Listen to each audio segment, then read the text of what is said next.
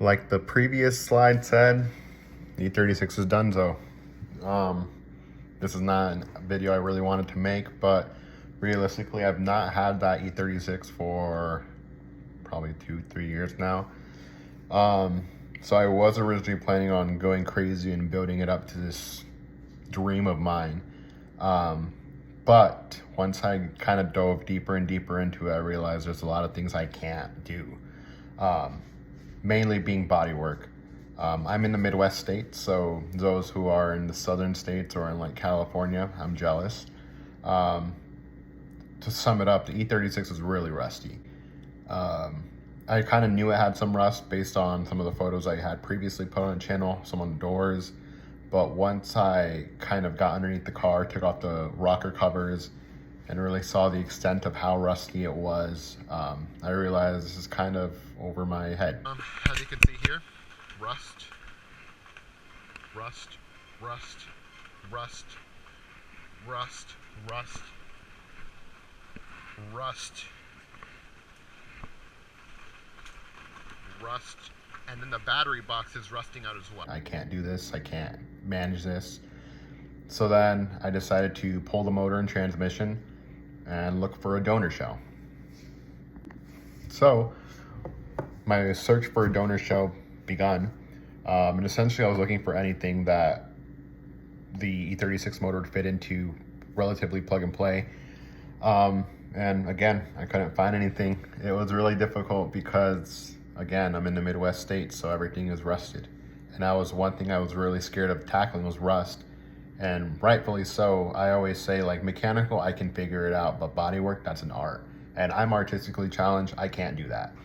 So kind of just gave up on it, parted it out, sold a bunch of parts. Essentially, I don't have any of the E36 left, minus some like miscellaneous bits that I couldn't sell or throw away.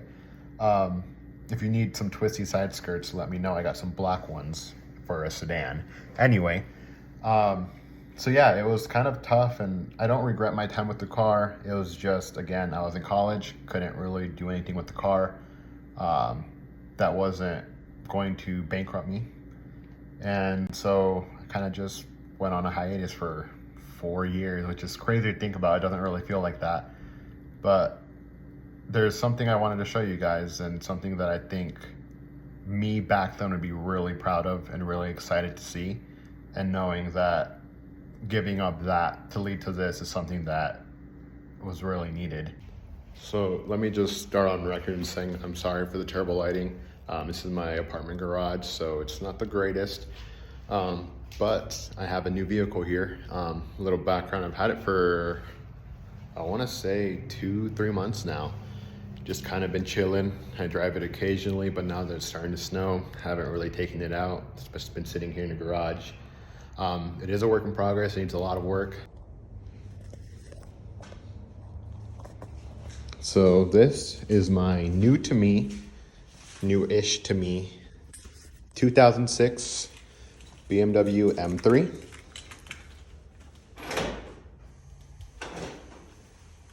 Alpine white with cinnamon interior. Unfortunately an SMG, but I will say SMG gets too much hate. It's not that bad once you learn how to drive it.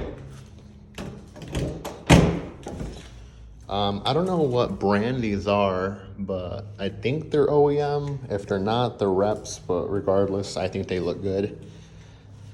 Yeah, I purchased this in September. It's December now, so yeah, about 3 months.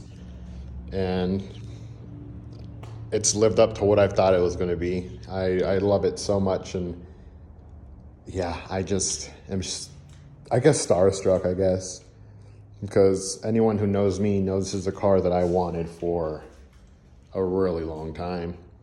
And when I say a long time, I mean back to like Need for Speed Most Wanted. That game is what really got me into cars, and that M3 GTR is what really cemented it, because I've always been into cars, but my older brother came home with it on PS2 and gave it to me, and that's when I realized I want this car. One day I'll have this car. And this is one of those like obtainable dream cars of mine.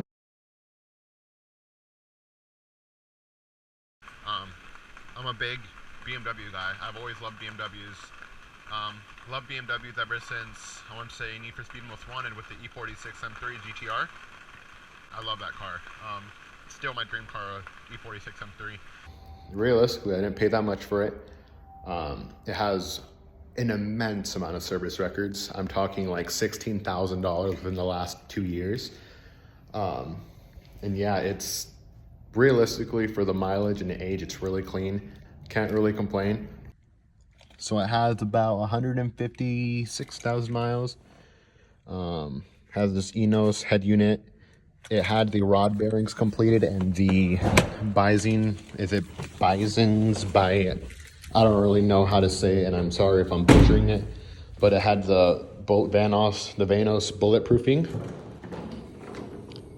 But yeah, it's completely stock, nothing crazy. The only modification done to it, aside from like the head unit, are wheel spacers. It's bone stock, which is exactly what I wanted, because I'm a very OEM plus kind of person. But yeah, it's amazing how much work has been done to it and how well it's been upkept.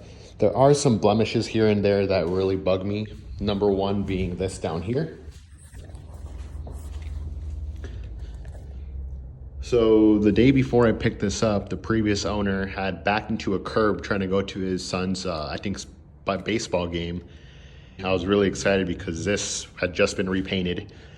But regardless, I do plan on getting a different bumper.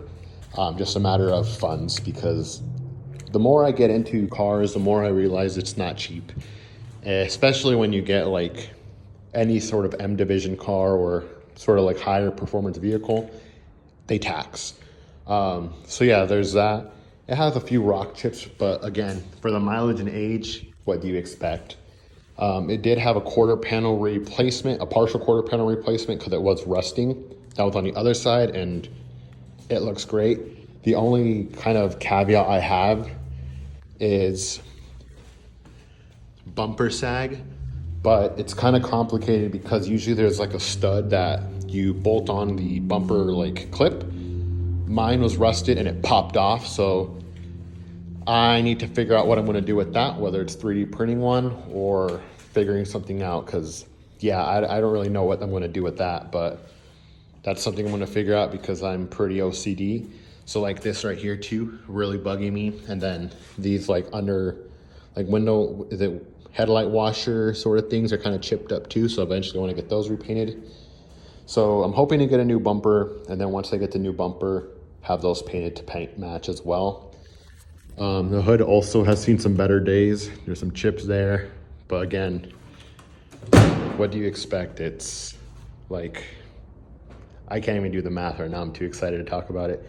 Years old. Has some new Continental Sport tires on it.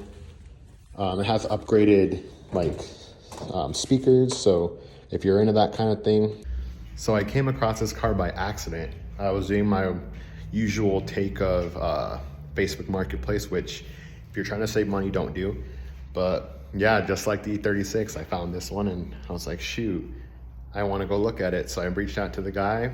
Next thing you know, I'm driving over, like I think it's like half an hour to the shop, because it was at his mechanics at the time, because I had just gotten a bunch of work done. And I'm driving it and I'm like, I really want this car. So made a deal. Here it is. And I'm just so, speechless, one, but just so incredibly blessed to have this vehicle. And to a lot of people, it's just like, it's an old BMW, whatever. But like, to me, it's one of those things where it means so much to me that I have one. And I know that there's going to be other cars that I feel like that towards.